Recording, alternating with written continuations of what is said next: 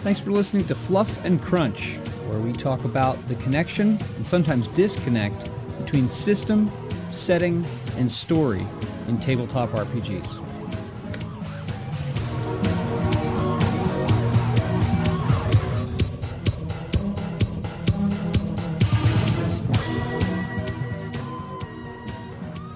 Hey, thanks as always for listening. Just to let you know, about the first 10 or so minutes of this episode is Chris and I discussing the Avatar role-playing game and Alien role-playing game, because I just played both of those within the last few days at a game convention.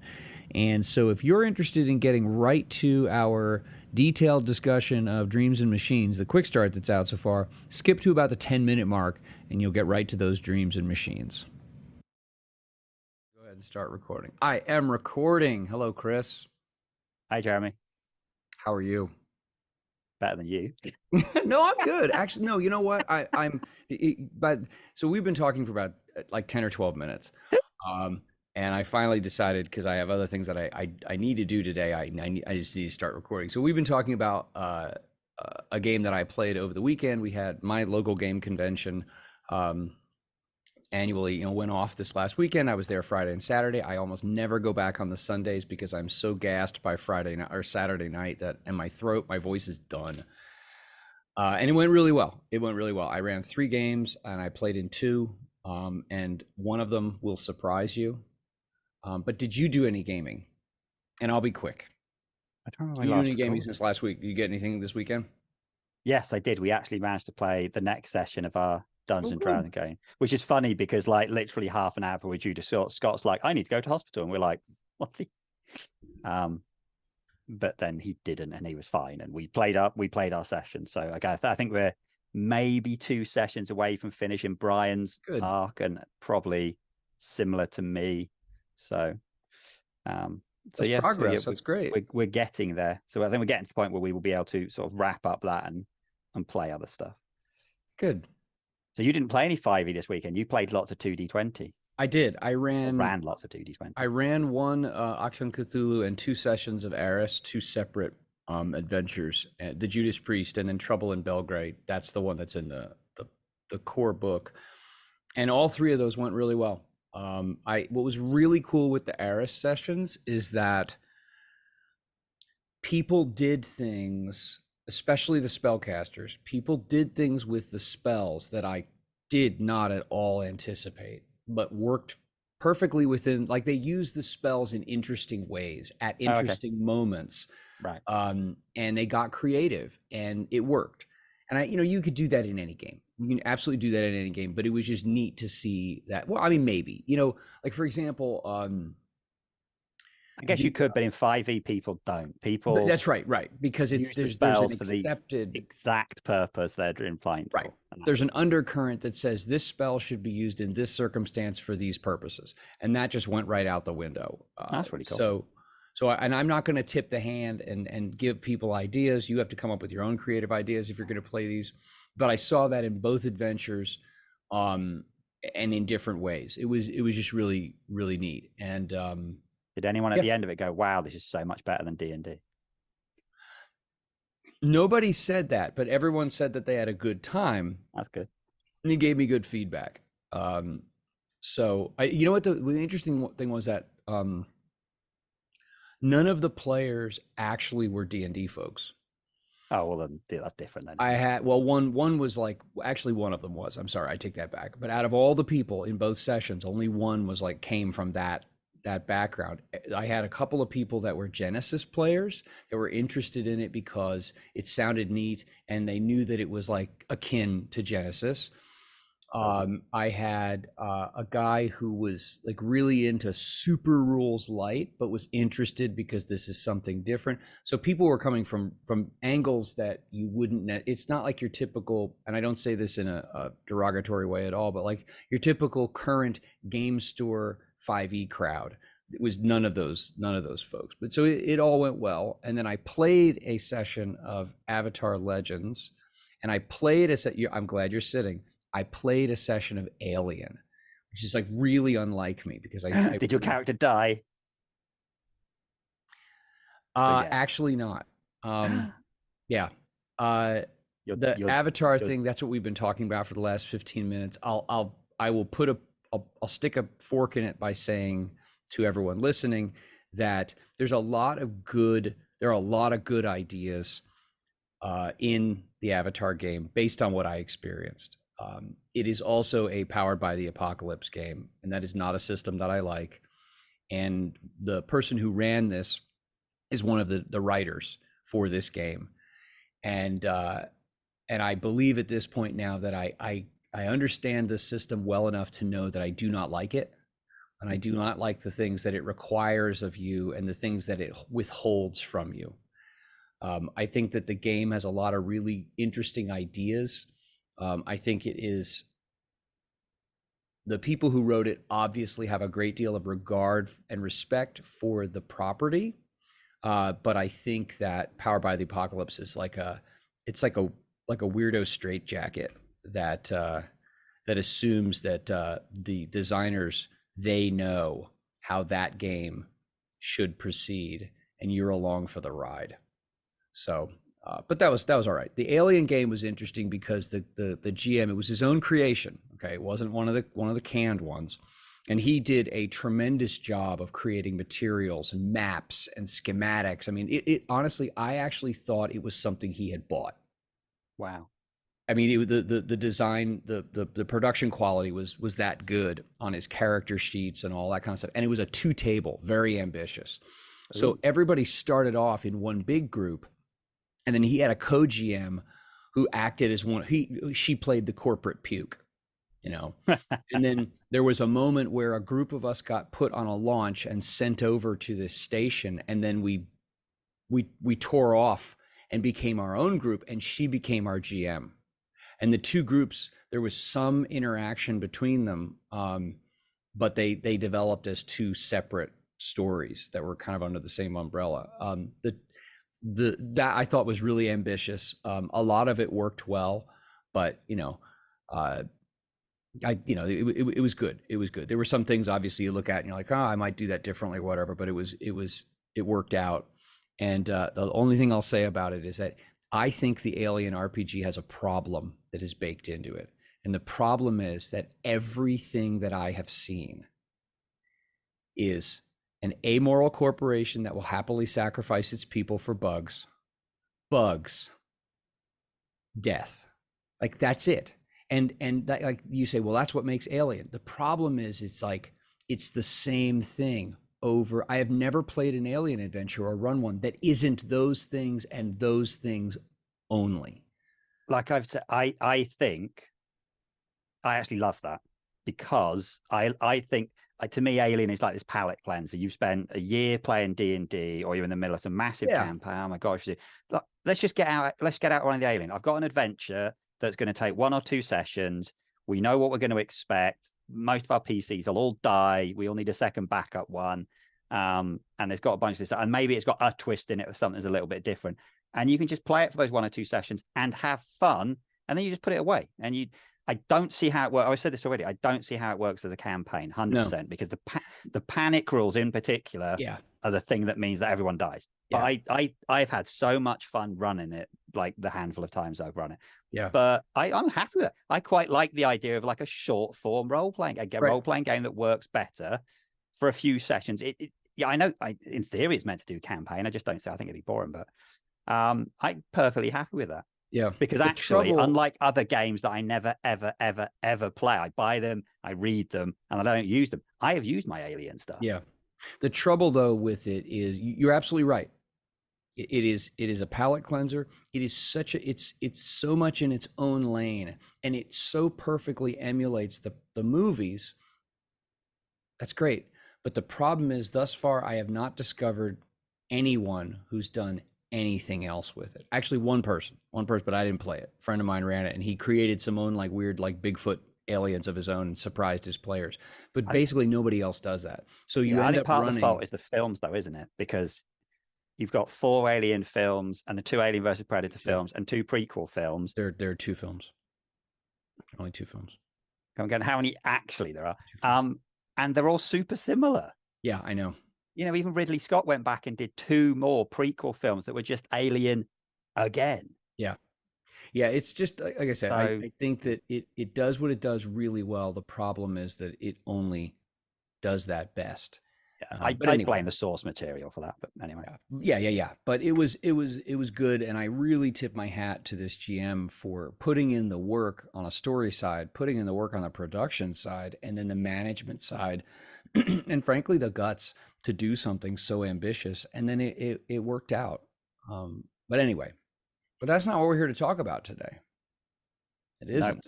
We're here to talk about Well, those Dreams and things. Machines, which I was going to let you have the main picture, but you then didn't get it. So I could have had the main picture. Instead, I went for this other one in case you took the main picture. No, I didn't. I didn't. And so you've still got I your Zeus fighting Ben currently. Franklin.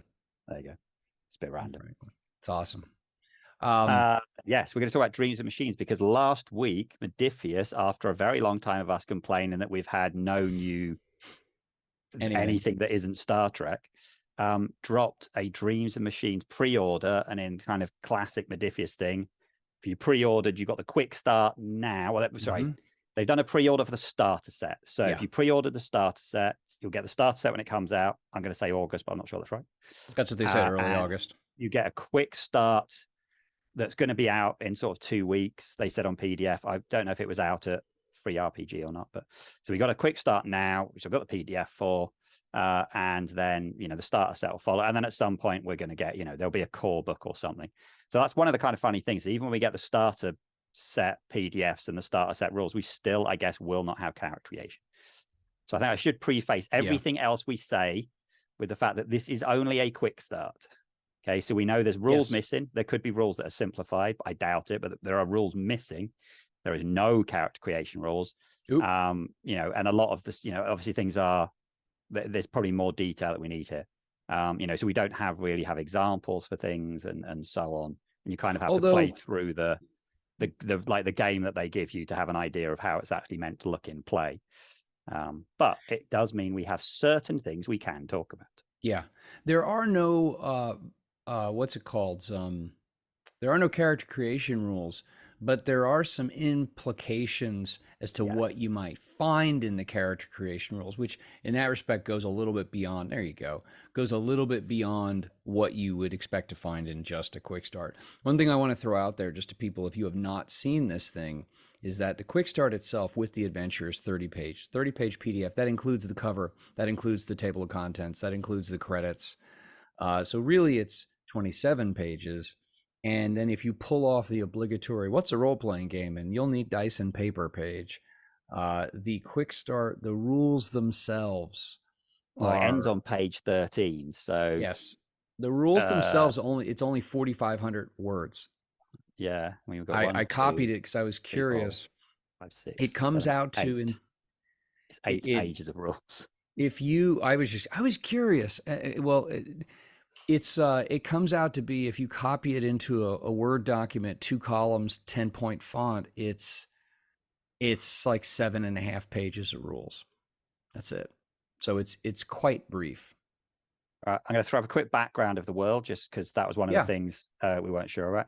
They have been releasing this audio drama thing, but a combination of I don't want to listen to one episode a week, I'll wait, and then now it's out, I actually can't bother to listen. I'm sure I'll listen to it, but I haven't. But there is this audio drama thing you could listen to a few parts, so you could find out some more about the world. Essentially the slow version, the super quick version is this is set 100 years in the future when Earth has done colonization, and then at some point something happened and they lost. It says the gateway that was between Earth and the place that you're on, called Avara Prime, broke down.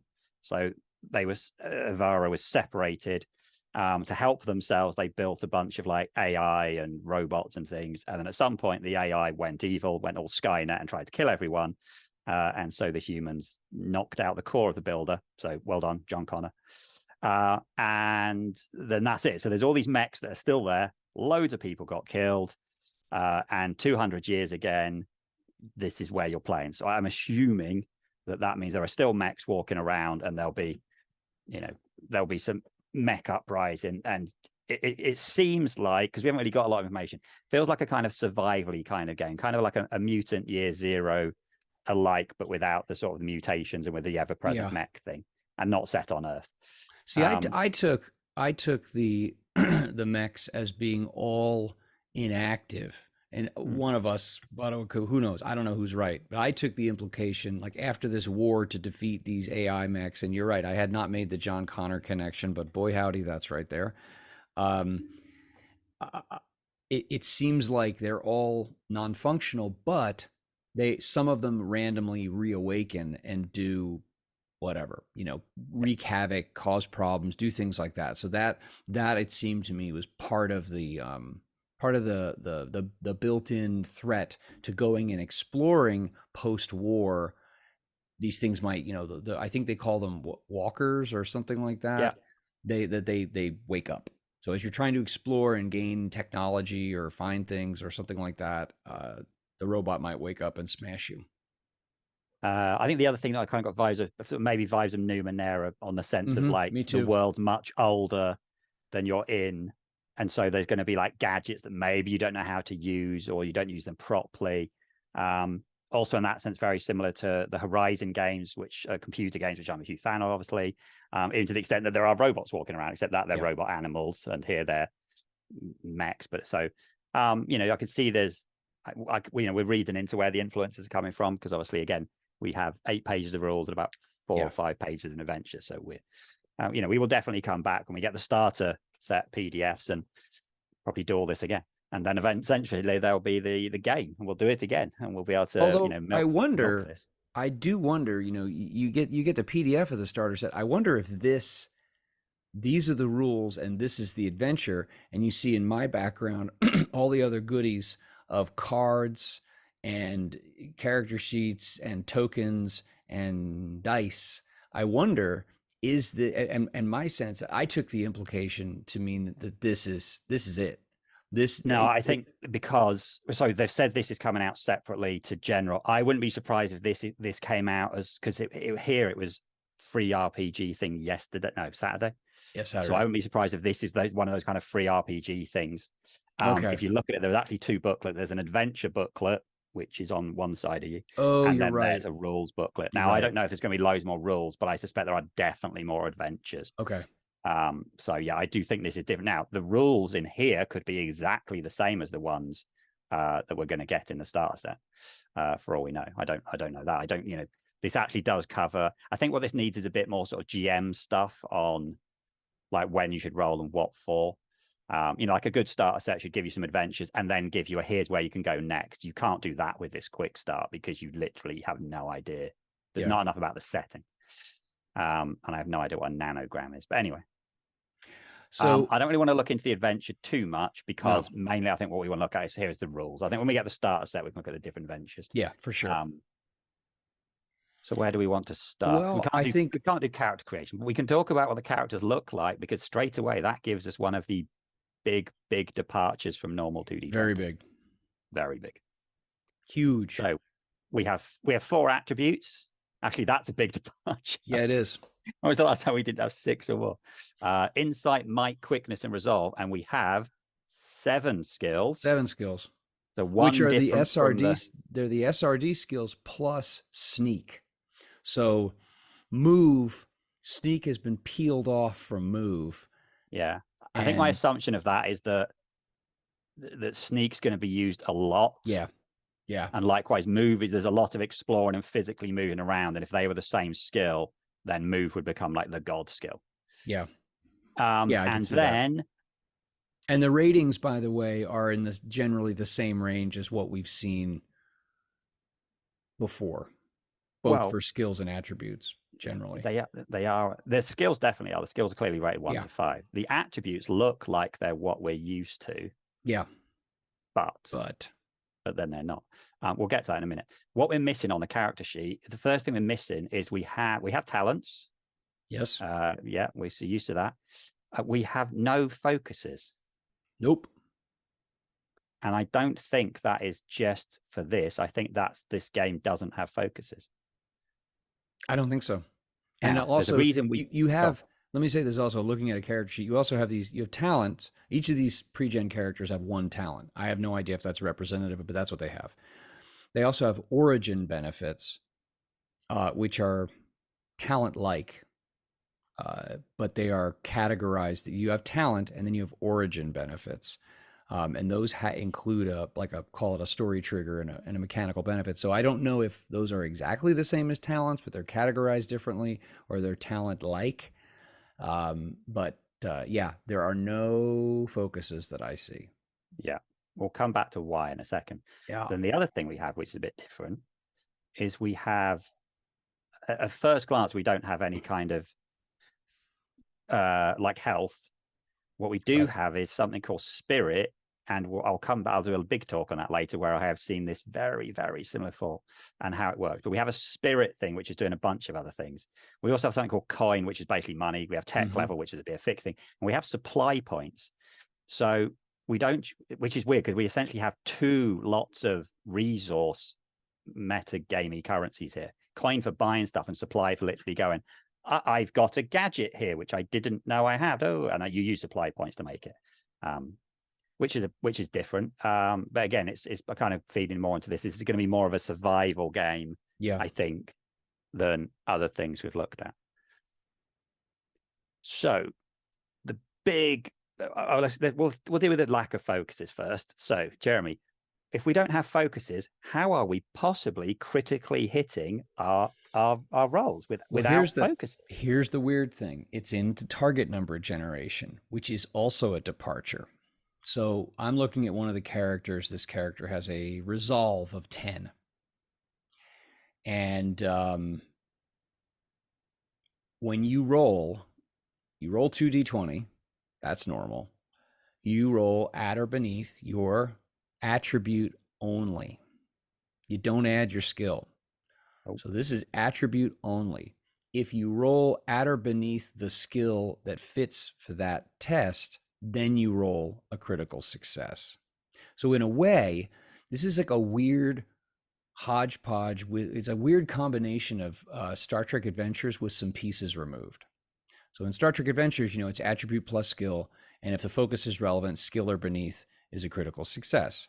This, your skill is treated as your focus in a way, mechanically, but your skill is not added to your attribute, which personally I find odd, because the idea here is like, oh, I know how to fight really well, and I'm mighty. That's might being one of the attributes. And so when I roll to fight, I'm going to use my might, but my fight only helps me do extra well. It does not help me simply succeed. It helps me exceed, but it doesn't help me succeed. And I personally, and this is ridiculous, but from a simulation standpoint, that to me is very odd.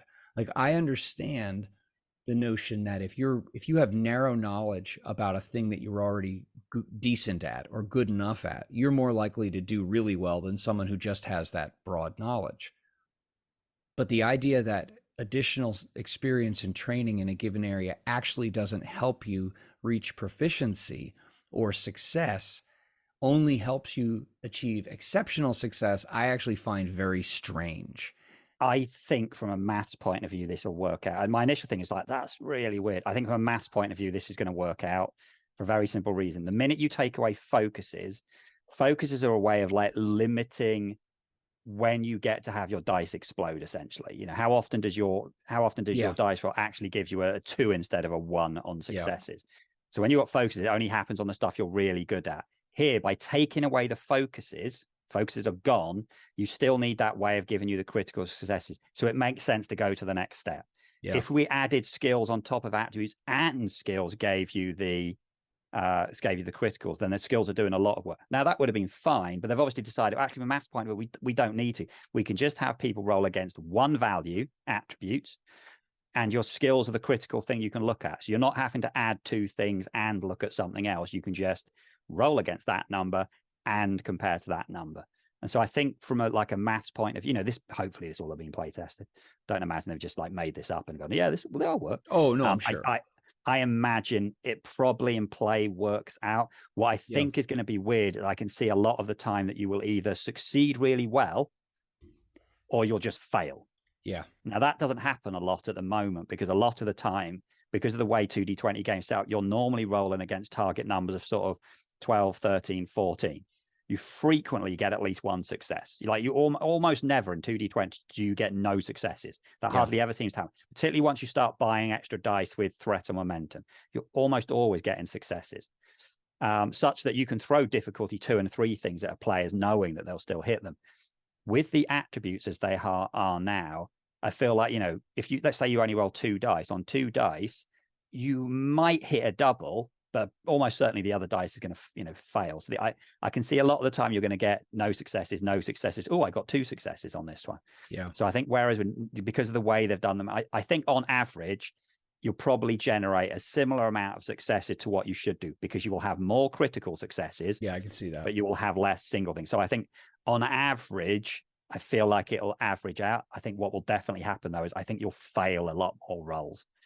I just, from the way the maths is going to, I just feel like that'll be possibly a thing. Yeah, I'd be curious to see if they've done, they have some, and I'm sure there's some kind of, they at least do a cursory statistical study to see what can we expect out of this, numbers wise. But I just thought that was odd. Now I do think, dropping things. I do think that it streamlines things at the table, because and then it also removes that idea of explaining to someone, well, if part of your role is at or beneath whatever, you just say roll at or beneath your attribute, and if the number happens to be at or beneath your skill that's relevant, then you get 2 successes.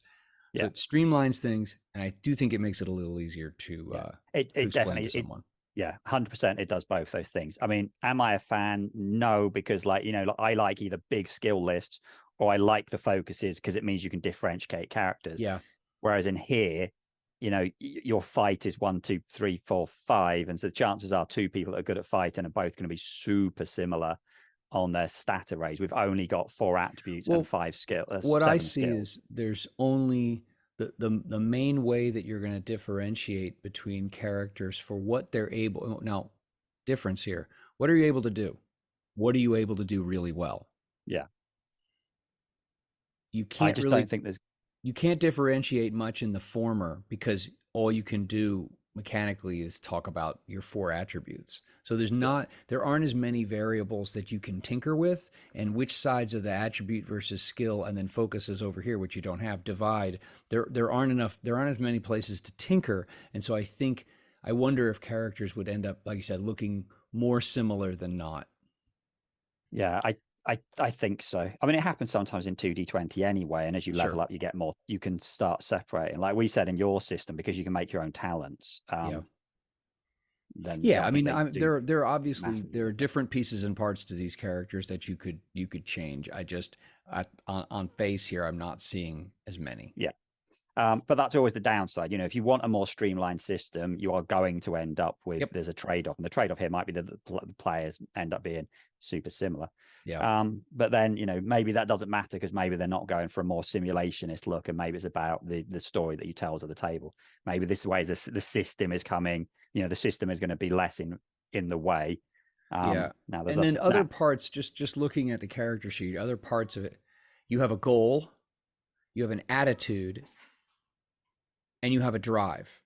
Goal, attitude, drive. And like, for example, I'm looking at a drive for one of these pre-gens. It says, when you're the first PC to take a turn in a round, regain 1 spirit. So it sounds to me like these drives seem a little like talents in a way. Again, here's this thing that has like a trigger and a mechanical aspect to it. In fact, all 3 of those have a mechanical aspect to them. Yeah. So you've mentioned spirit. Let's go into spirits. If we look for the initial rules, just by the way, the basic rules are still the same. You roll 2d20. Okay. There's ways of getting extra dice. When you do a contested roll, you're against each other. It has truths. Okay. Truths do the same 4 things: easier, possible, harder, impossible. There is something called bonds, and basically bonds are links between players, which are mostly about ways of getting spirit. And that's it. Spirit is the big change. And there's a reason spirit is a massive thing. Firstly, we still have momentum. And then we have spirit and we have threat. We do not have fortune or infinity points or determination. We don't have that the mega meta currency. Yeah. For so initially you think, well, that's spirit. It is not, because here's what momentum can do. Okay. You can create a truth with 2. Okay. You've said that's standard. You can ask a question, again, standard. When you succeed at attack, you can increase the damage rating by spending momentum. So it's worth pointing out, you don't have combat dice here. So this is kind of like what you have in, I think, Dune, but definitely Dishonored, where you can turn momentum into extra damage. You can have an extra action. Okay, still standard. But the one that you don't have there is adding a D20. You cannot. Momentum does not add you a D20. Because if we look under, I've deliberately skipped one and I'm going to come back to it. What we do have is under spirit, you can spend spirit to add a D20. So that's a massive departure. Every single version of 2D20 we've had, you use threat or momentum to buy yourself extra dice, and the Uber currency, fortune, etc., gives you a 1 that's on a 1. Here it doesn't. Spirit is used to add a D20. You can also use it to re-roll a D20 and something else, which we'll leave for the minute. So spirit's like, on my initial reading, and it's the other thing actually makes spirit different. And I had an epiphany about where I've seen spirit before. On your initial reading, like, well, why have we got this thing which is working, doing what momentum did in all the other systems on top of momentum? And then if you look at momentum, you've got this thing called second wind, where you can restore up to 3 lost spirit by spending momentum. So having done a roll, you earn some momentum. You can spend the momentum to get spirit back. So on your next roll, you can spend the spirit you just earned off your last roll to get more dice. And you're like, what? That's way more complicated than it used to be. And the same with threat. You can earn threat. I think I got this right. Can you use threat to give yourself spirit, or did I imagine that? I'm sure I read that. Adrenaline rush. At the start of your actions, you can do it before. At the start of your action, you may restore up to 3 points of spirit by adding to threat. So you can give yourself spirit by trading spirit or trading threat for spirits. You give the GM threat, you gain some extra spirit, which you can then use the spirit to get extra dice. Now, this was the bit where at this point I was like, this seems weird. We've got this, we've simplified the characters, we've made the characters easier, but we've now made how momentum and threat and dice work more complicated by adding in this third currency. Like previously, fortune, yes, it was a third currency, but you went, I really need to succeed this roll. I'm spending a fortune point. I get a D20. I put it on a 1. I know that gives me 2 successes. Brilliant. Now I'm going to do the rest of my roll. This isn't. This is going to be a bit of, oh, God, I need some extra stuff. Well, this is how much spirit I've got. Okay, well, I don't want to use the spirit I've got. I'm low on spirit. I'm going to have to spend some threat to get my spirit, but I'm going to spend the spirit I just earned immediately to give myself a D20. That's quite a bit more meta-gamey than... Well, there is no, in none of the other games, there's no connection that I can remember between momentum and fortune. No, or momentum and determination. Like there is no way, there's no conduit between those. There's no conversion rate between those, but there is in this. The other thing that I'm reading right here, I'm reading on page 9 of the rules, the threat section. It says the game master may add to threat in the following ways. Non-player character momentum. NPCs with unspent momentum cannot save it as PCs can. NPCs don't have a group momentum pool. Instead, an NPC may spend momentum to add to threat, adding 1 threat for every momentum they spend. This is an odd thing because I don't remember in any, and this is a little confusing actually, I think. I don't remember in any other system, in any other games, do they speak about NPCs using momentum? They say threat or doom is like momentum, but it's for NPCs. And then all the language is NPCs utilize and work through threat or doom, threat, not momentum at all. But now they're saying NPCs do use, and they do use momentum, but if they're done with, if they don't, then then the GM saves it as threat. That, I think that could be a little confusing to people. Just say NPCs use threat. I think it's always been a slightly weird thing in other games where when you do an NPC roll, you generate something, but you don't generate, really you are generating momentum because that's what all rolls do. But what you do is instantly put some of that stuff into extra dice or extra damage or whatever you do, or hit and blah, blah, blah. And then what's left over, you do put into threat. So this is, to me, this is the same as what we've always done, but it's just explain it. But like, you're right, in the way they explain it, maybe people get it says thrown off. threat is added when NPCs save momentum. So what happens is by virtue of if an NPC saves momentum, the momentum transforms into threat. Yeah, I think what they're trying to do here is that momentum is now something you generate when you get a roll. And then there are certain things you can use it for where you don't use it to make the next roll better. Now, the weird thing is you can still save momentum. But to me, most of this stuff that if you get a good momentum roll, you burn that momentum right there and then. Yeah. If you want to do something before a roll, you use spirit. Now, you can transfer one into the other. And it's not a one-to-one, but the fact that's kind of irrelevant. Yeah. Which is kind of weird. The other thing I don't know if I don't remember just a moment ago if you pointed this out or not, but I cannot find any reference. There is no way for you as a player to buy momentum by giving threat. No, because you buy spirit. Right. Okay, so I think the way to look at it is, well, this is where we'll get into the other thing. I'll go into what spirit is also doing, because then we can actually look at how this works, and I can relate it to something at another game I've played, which is basically doing this exact thing, which is why momentum has somewhat changed. So the one thing I deliberately missed out is the third thing you can do with spirit is avoid an injury. Now, the reason for that is, if we go to where the damage is, which I can't now find. It's on page 13, I think. There we go. So essentially, when you take damage, you don't have health, and you don't have and remember, you don't have challenge dice. D6s don't exist in this.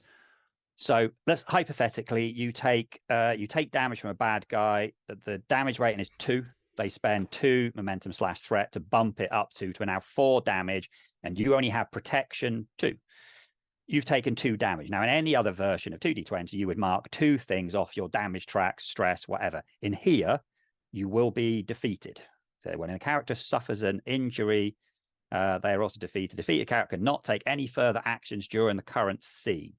Okay, they can be brought back. So essentially, you're knocked out, or you're knocked to the floor, or you're scared. If it's let's be really specific here, because I asked this question on the Discord, and Nathan responded: if you take any damage, if any damage gets through 1.5 points, it doesn't matter. If you take any damage, you are defeated. It's not like Star Trek Adventures where an injury is 5 points or more that gets through all at once, and then you take an injury, and an injury is what defeats you. Any damage that gets through in this defeats you. Now, the thing is, you think that sounds ridiculous. Now, the thing is here is that spirit lets you avoid that. If you take 2 points of damage, if you spend 2 spirit, you're still standing. Yep. So it's a 1-for-1 expense. And by the way, like the just to let you know, if you're not looking at this, I'm looking at the pre-gens, and the pre-gens have spirits ranging, let's see, 6, 5, 7, 6, 9, and 5. So initially that's a bit weird. Yeah. Now, I've seen this in 2 places. I've seen this in one place where I didn't like it, and I've seen it in another place where I did like it. And I've only just realized I've seen this in 2 places. The place I've only just realized I've seen this before is ironic, because we've already mentioned it. This is how Numenera works, more or less. Except in Numenera, you have 3 pools of essentially health, and you take kind of like, I don't know, let's say it's physical, mental, and something else. It might only just be those 2. And you can choose to spend points to improve your rolls. But when you take damage, it comes out of the same pools that you spent. This is what this is doing. Now, the difference with that is getting those points back is nigh on impossible. So in those games, when I played Numenera, people are like, I am not going to spend points to make my rolls better, because that is my health. So I am not touching it. Now, the difference is here, you can get it back quickly. Now, I've seen another game where you don't get it back quickly with difference. This is actually how the Expanse worked. And this is also how the new versions of the age system will work if you add in all the plugins. But this is how Expanse worked. And ironically, it was called Fortune, which of course is a name we've seen in other 2D20 games. But in that, you had a massive pool. You had a huge pool of like 20 fortune. But when you took damage, you lost your fortune. The idea being essentially your luck runs out, I guess. But you spent that same fortune pool to improve your rolls. But there you had a massive pool, but you spent more. But it worked the same way. Like you knew that you could burn quite a lot of fortune at the start of a combat to make sure your rolls are better. And you're basically, I'm going to try and take out the bad guys before I run out of fortune. And then at the end of a scene, I think it resetted, but I can't remember for sure. And that's exactly what. Real quick That's to jump in, exactly what. I'm looking at just so people know, damage ratings are from 1 to 6. Yeah. And you can so thinking about the spirit ratings that you have that we saw there, which ranged from 5 to 8, and that you can spend 1 to absorb damage and ignore it. It also says that you can use momentum to increase damage +1 for every momentum spent. It doesn't put a cap on that. It doesn't say like repeatable to 3 or whatever. Not that I'm seeing. Yeah, the one thing I haven't seen, but I assume it's the case, I can't see whether you can increase your spirit above, because everything implies that it talks about like recovering spirit.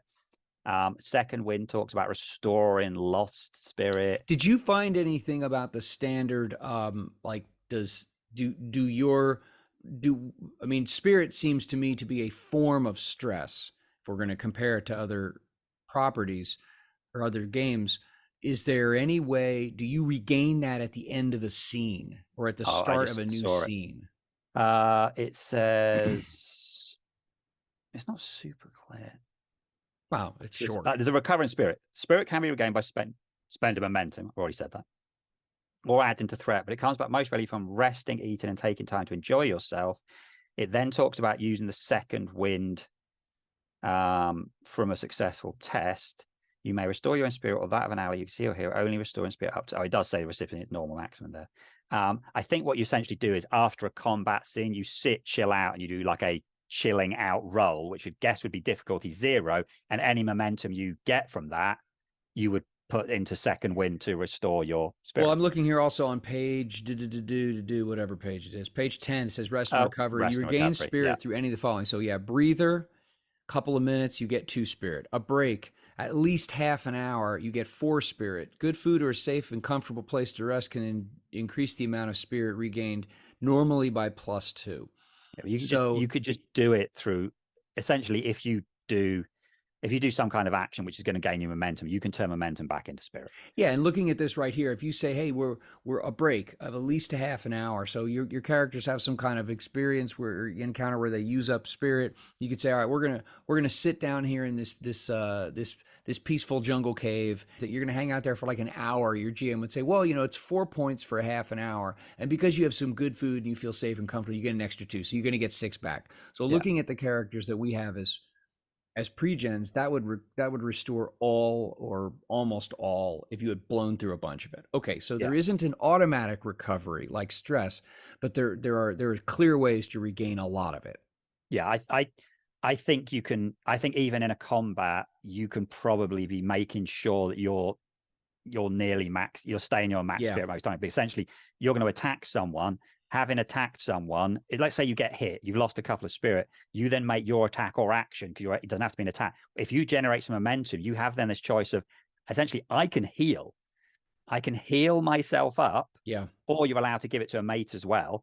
So I can either heal me or my friend, or I can do more damage, or I can do another action, or I can create a truth. There's actually going to make, to me, this, when I first read it, I was like, I don't get this. And then I remembered how well it worked in The Expanse. Yeah. It's risk and reward. It's exactly what we've already seen in other 2D20 games. There, the thing is, your risk reward is, do I use the existing momentum, or do I throw a bunch of threat to the GM? Well, here, as you've still got that option, you can still go, I really need to put a bunch of stuff into, I need to put a bunch of my momentum here into doing more damage. And then when you get around to your next turn, you've taken a bunch of damage. Your spirit's like on 1 or 2. Yeah. I need to actually take a bunch of threat and give threat to the GM so I can get my spirit back up to the 4 or 5 I want it on. So I think in play, this actually should work fine. Because here's something that jumps out at me, and this was something that was this was some of the positive feedback that I got over the weekend about Aris. Something I had hoped for, and this is something I hope for and look for in any game I play now. I want to have choices. I don't want to have so many options that, you have analysis paralysis, but I want to have a variety of choices when it comes around to me, either in an action scene or a narrative scene. I want to have choices that force me to think. and so within like an economic frame of thinking where everything involves a cost, these I have choices that all provide me with value, but I need to think through them, and I can actually I can see that here. It's different, and I think excuse me, I think one of the things about this is that this is going to be a for people who've played 2D20 for a long time and jumped between the games, you're really going to have to, you can't skim this. You're going to have to read this and think about it and maybe write some things down, because there are there are subtle but really significant differences mechanically in how, especially momentum, and that spirit is not fortune slash fortunation or whatever. It's not that. You can't easily just say, oh well, doom is threat, and determination or fortune are akin to one another but different in these manners. It's like, no, spirit is quite different. Yeah, very. Than any of those things. It's something different and new. And so you're going to have to go through these rules and really put some thought into them so that you don't make the mistake of treating apples like oranges. Yeah, I think until I had realized last night that I wait a minute, this is what fortune does in the Expanse, and then realized that we played that game differently, because I remember running Numenera, and I remember Scott and Brian never spending their pools because those were their health as well as the points they used to get better stats. They just never did it. Yeah. I remember playing the simple version of Numenera, which was like No Thank You Evil. Yeah, that's it. With Annie. Yeah. She did the same thing. She didn't spend the points because it was like, well, if this is your health and your bonus points. Well, I'm not spending it. But in all of those games, it was very hard to recover. The difference here is, well, you earn the momentum. You can use that momentum to do damage. Excellent. Yeah. When it comes around to your next turn, you can spend your spirit to give yourself extra dice, knowing that's going to put you closer to being damaged. But then maybe the next player can then bump your spirit back up. So maybe you have your attacking guy. Every time it's their turn, they put their spirit into delivering a massive punch to the bad guys, trying to take them out. Whereas the rest of your teams go, maybe they're just doing things to like help them, and they're using their momentum to heal you back up, because that's totally within the rules. Yeah. Now, you never see anyone doing that in other 2D20 games. You're not healing people. You don't have a cleric, and anyone be able to do this. Literally, the rules as written, anyone can use their momentum generated from essentially anything to give you some spirit back. Yeah. That's awesome. I love that. Because in other games, it's the cleric's job. Yeah. Cleric, heal. I'm going to heal. Why aren't you healing, cleric? Well, I'm bored of healing. I want to hit someone. Well, you can't. Get back to healing. Anyone, essentially, in this can work as a healer. And I'm guessing the talents, because I haven't really bothered reading them, but I'm assuming that some of the talents do let you, do help you out and make you better at, giving other people spirit and so on.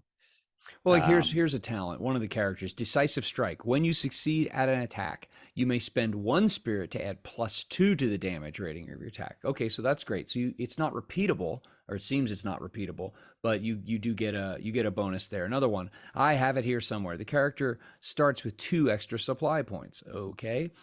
Talent, Rapid Assault. When you succeed at an attack against a group, you may spend 1 spirit to strike an extra enemy in that group, or 2 extra points if you're using a burst weapon. And like I said, the drives that we mentioned earlier, these drives have things that help you regain spirit a lot. So I'm looking at one here on the last character. When you create a truth that represents a plan or scheme, regain 1 spirit. So you might play your character in a different way because of how you are going to regain spirit, which then is going to let you do other stuff. I think the one thing I'm surprised by, and you kind of already said it, is that to me, the spirit values are quite low. I would worry about players getting, most of them have got protection, but like the last 2 haven't. So if something hits you and does 4 damage and you've got to, that guy's got 9 spirit. Like the guy, the last guy, if that person gets hit, they could be one shot really easy. Yeah, it's a spirit of 5. But then I feel like they're the person who's sitting at the back telling other people what to do, and they shouldn't be anywhere near fighting anyone. So it probably shouldn't be an issue. Whereas the people are like one of these characters is literally, archetype Guardian. They have protection 3, which means they've got to take at least 4 points of damage to even take 1 actual damage through. And they have spirit 7. So And every time they put momentum in the group pull, they regain 1 spirit. That's great. That's like that's the opposite of every player ever. Most players at 2D20, I have gained some momentum. I am going to spend all of my momentum for me because I'm more important. This person is encouraged to put some to the next person because they will regain spirit. They will literally heal by being helpful. So I'm way more positive about this now, having talked to you about it, because I'm reading it a bit more. I'm still not sold on the idea and what makes the setting and the game stand out. Yeah, I'm not. But it's really hard to say. It's weird because I keep getting this by the aesthetic. The aesthetic that we've seen so far looks like, frankly, it looks like kind of semi-tattered developing nation in the tropics. That's what it looks like. It looks like when I've been to like Belize or like parts of like Yucatan, Mexico, like that. I mean, in terms of like the environmental look and like people with broad brim hats and lots of green plant life. That's the aesthetic, which is distinct. I can appreciate that. But yeah, I'm not, from those audio stories, I really don't know. The audio stories actually, for me, provided virtually nothing. It just provided some interactions between the characters, but it didn't leave me the aesthetic. If I didn't have pictures, I wouldn't have any sense of what this is supposed to look like or whatever, what the mechs look like, the walkers. So yeah, I'm still unsure of what's the, if Star Trek Adventures, the most core idea of it is hopefully peaceful exploration and interaction. You know what I mean? If you're playing Starfleet, the most core thing in Fallout would be exploration for the sake of survival and recovery in this created world. It's funny you say that, because to me, and that's the weirdest thing about it, I think this is where this is sitting. This to me looks like it is a game, and when I was talking about survival games, I totally forgot about Fallout. This to me looks like a game where you go out into the wilderness out of your little camp and you explore and you bring resources back, or you find out cool, strange new things. So again, very Numenera, but also very Fallout. Now, although I wonder is the, and I have no indication of this, is the story assumption that you need to go out to help. You need to go out to find these things because either there are threats encroaching, or like your little village or whatever there's something missing or not sustainable from it. So there's this constant pressure to go out, or is it more like, what's out there? I don't know. I would have thought it was the more you need to go out there, or maybe it's a bit of both. Yeah, but, I mean, I don't know. In terms of a thing, it's super similar to Fallout. Fallout is, you are in a setting which is after a great apocalypse. People are now coming out, and you're trying to do, explore. Now, you don't have to play Fallout like a survival game, but that is how it is set up as standard. And this, to me, looks like it might be very similar. So then if you've got an option between, I can play Fallout, which is built on a sort of 20, maybe it's not 20 years, but it's a very long property. Okay, it's from computer games, but it's still quite a big property. And that also has robots, but it also has, mutants and a whole bunch of other stuff. And yes, it has this weird sort of 50s throwback aesthetic to it. Aesthetic, But the aesthetic doesn't matter, really. It's about, the people you meet and the things that are there. So, and Fallout's very good at you going, well, we only looked at sort of these 3 locations. You can set your Fallout game anywhere on Earth, and Earth's been ruined. So you can have completely different wacky stuff in there. I find it really weird that they've gone, right, let's do a sci-fi game. All right, cool, sci-fi game. That's like virtually every game you already have for 2D20. Let's set it on a planet in the future after a big apocalypse and there's robots there. Haven't you already got that game? And isn't it already called Fallout? I find it doesn't seem different. It's kind of like how we criticized Homeworld for being so similar to Star Trek after it had come out. In fact, that's another go out there and explore and see what there's there thing. So I like the differences in the rules here. If anything, from a slightly strange thing, that I liked the pictures. Like, I like mechs and I like the kind of aesthetic going on. It looked quite cool. At the first glance through the rules, I was disappointed because it looked too simple. Now I'm looking at the way they're trying to set it up as, maybe the characters aren't as complicated, but maybe there's more options in combat to some extent. And they're pushing truths more front and center. Like the truth rules are really early and they're very well made for, bear in mind this is a quick start. I still think a lot of the 2D20 games, there's probably a lot out there for truths aren't explained in the core books. And one of your core actions in combat is define truths. So, the idea is that you should be using truths to set up, kind of like what you would do in Fate, where you would be creating aspects. Like they're pushing this truth thing more and more to the front of 2D20 to kind of say, look, when you want to do something which isn't explicitly covered by the rules, you create a truth. You make a truth better, or you get rid of a truth, because it's a really cool rule that just works really well. So I'm pretty positive about this, other than the fact that I really wouldn't be. I don't think this is going to be as successful as Acting Cthulhu. Acting Cthulhu, the original one, was successful enough that it went on for a bunch of years. It has I think it has a broad, ready appeal because of the source material, because of the setting, and also because it's easy to get. Like you look at it and you're like, oh, World War II and Cthulhu. Sounds cool. Fists. Yeah. This is a little weirder. I mean, you can go, because like you can go, well, Indiana Jones is Acting Cthulhu. Well, what do you mean? Well, Indiana Jones is Nazis plus the occult. Yes. That's Acting Cthulhu. Acting Cthulhu works, and that's why they managed to do well. And now they've transferred it to 2D20. It's still going. I wish they'd release some setting books instead of just keep releasing adventures, because I'm very much kind of like, well, yes, I like pre-bought adventures, but I wouldn't mind some settings to go along with that. But anyway, at least it's nice to see Acting Cthulhu is still going. They ported it to D20, which is their own system, and it's still going. I'm worried that this won't. I mean, the thing that really worries me about this is that the starter set doesn't sell that well, and they don't even bother doing the core box. Here, okay, I want to hit one thing before we stick a fork in this for today. So looking at depletion of spirit. One thing that we haven't mentioned is that when your spirit gets to 0, you become exhausted. And it looks like in character generation, you choose a specific form of exhaustion that's related to an attribute, and then you suffer penalties related to that. When you become exhausted, you suffer penalties that are unique to, or fit within the category of exhaustion that you chose. Now, what I'm a little confused about is that it says characters become exhausted when their spirit reaches 0. Choose which type of exhaustion your character is suffering. They automatically fail tests related to the chosen attributes. All other tests are +1 difficulty or penalty. An exhausted character cannot regain spirit by spending momentum or adding to threat. Yeah, this puzzled me because I keep changing my mind what it means. But here's the funky thing about it. You become exhausted when you have a spirit of 0. Okay.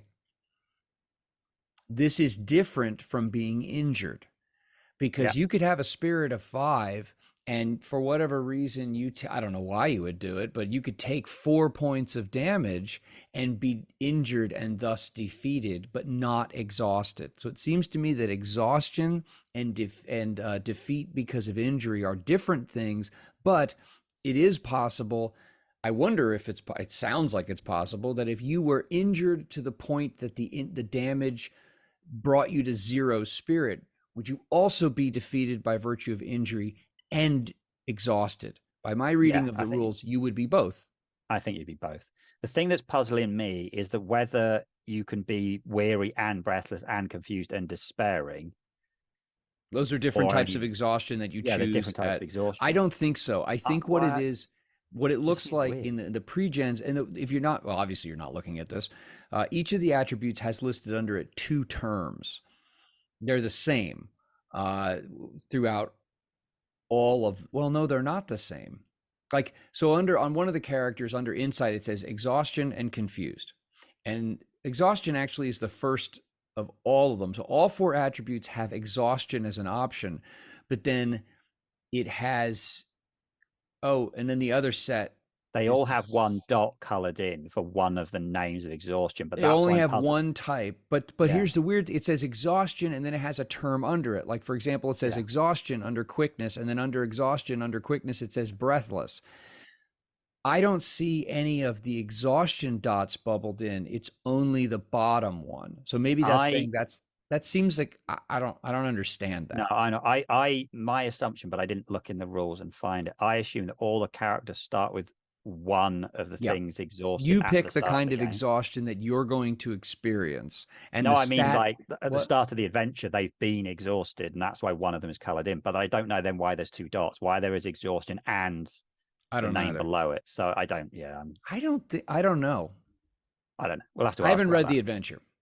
No, I can't. I can't find that. But that's the only thing that makes sense to me. But then I also don't Actually, get you why know there's what? two None dots. I'm looking at the first pages of the adventure and I see nothing about exhaustion. I think you this is my guess. When you make your character, you pick when my character gets exhausted, this is how they feel at first. I think that's what you're doing, but we're not sure since we don't have character generation rules yet, which is Yeah, okay. I'm still puzzled by why there's two dots. Like, why is there an Yeah, I don't know. exhaustion thing and the thing that you? It doesn't anyway. But yeah, it doesn't. You know, actually, I think wait. Maybe don't let this your is it. spirit hit zero. Wait, maybe it's this. Maybe you choose which of those four, and the idea is that when you are exhausted, you check off exhaustion, and that means the one that you chose beneath it. I don't know. No, No, that would actually, make that doesn't make that sense. I don't know. no that would, but then it seems like you could have done the character sheet a better way.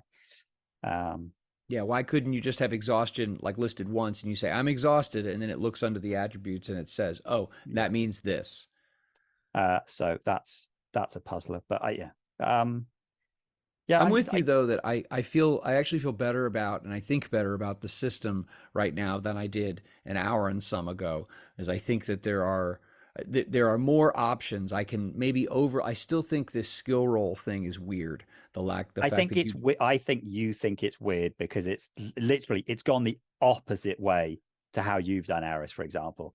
yes. Like you've taken Aris and gone, right, I'm actually going to give focuses a value to I'm going to go the other way. So you have your role is attribute plus skill plus focus, and Yeah. then my focus is giving me my criticals. This has gone the opposite way. This has Yep. removed focuses altogether and gone, we're just going to have one number for rolling and we're going to have the skills. I think the maths will actually for this work out. I wish they hadn't ditched focuses because I think it makes the characters too samey. Yeah.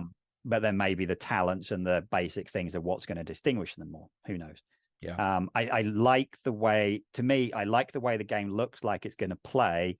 I'm worried there isn't going to be enough of a hook to choose this. I mean, essentially, if I'm like, right, what I really want to play is a slightly in the future survival game with, cool things that I can find in the wasteland, and there's cool stuff out there that I have to explore. I don't really get why I choose this over Fallout. Well, but here's something I think story wise where this would draw people. The fact that this is on an alien planet and I did the math. It seems like the difference between like if you were starting like when Dreams and Machines starts, it seems like it's a good 500 years. If you add up Mhm. all the time, like from the time Yeah, that the colony was founded is at least 500 years from Earth. So we have Earth develops stargates, colonizes this alien planet. There's nothing in there that we know about. Like, was there aside from there being like plants and stuff? We don't know if there are alien animals and things. We don't know like what in these many centuries that involved the growth of the establishment and the growth of the colony to the colony being isolated because the Stargate stops working to this AI war thing. And by the way, this like wonderful age of like, people just sitting around navel gazing and painting, finger painting and stuff because AI is handling everything. And then the poop hits the fan when the AI tries to kill you. That's a long period of time. So there could be so much development and so much background. And the fact that it is on an alien world means that it is a fresh backdrop for which, Modifius can paint as they see fit. So I could see that because there'd be so many elements that would be fantastical and alien. Whereas I think you would choose Fallout because you want the post-apocalyptic feel. yeah. This could give you something very different. I mean, my guess would have been that someone came up with an idea and they liked it, but also this is something which, if it is successful, they own it all. Yeah. Just like Act of Cthulhu. Yep. It's not the downside with Fallout is they have to get everything checked, which must be a pain. Yep. And they are limited to some extent to, what they're allowed to do. This, they can do whatever they want. It's like you said, if they want to throw in aliens and all kinds of other stuff and space travel, they can. I think in a relatively saturated role-playing game market, which seems a weird thing to say when everyone just plays 5e, I'm not sure how this game's going to break out. Yeah. I would be surprised if anyone even, I wouldn't be surprised if 100% of the people who have pre-ordered this already have multiple 2D20 games. Probably. The people like you and me that go, oh, it's a new 2D20 game. Cool. I want to see how the rules are different. Yeah. Oh, last thing. There's the last thing I'll say is that, speaking about rules, Nathan did say that this will be incorporated into the SRD at some point in the near future, so that these rules, this approach, and these pieces and parts will be thus available for people who are doing world builder stuff to incorporate into their games. It's a big departure, though. I mean, this takes me back to when John Carter only had a handful of stats, and it was very different. And then you know what though? I give them credit. I give Modiphius credit for taking their core, never treating it like a universal rules system. They keep beating on it. They keep bringing it back into the workshop and A-teaming it and stuff, and then they bring it back out. And I don't feel like they're just doing things to do things. Like I think we'll have a better idea of how do these rules fit this setting and the desired vibe per Chris Birch, because it's my understanding that like this setting, this idea is really his baby. How does this iteration of the rules help to match that and complement it? We'll find out when we have more content, but I give them huge credit for not being so wedded to like, okay, we're done. That's 2D20, and we're just going to squeeze everything into it from here forward, that they're not doing that. So yeah, they could have easily just taken the SRD, which is pretty close to Act and Cthulhu, and just gone, we're just releasing that but in sci-fi, and they haven't done that. It could have been curious to find out like the why.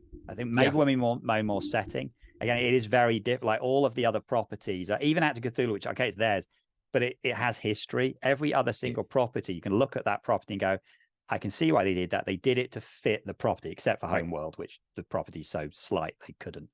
I'm interested in why they did this. Yeah. Why did you choose to make these changes? Well, like I said, I think we'll learn more when we have a full setting in a core book and whatever. Cool. Yeah. So we're in a much more positive place than when Jeremy first saw the rules anyway. Yeah.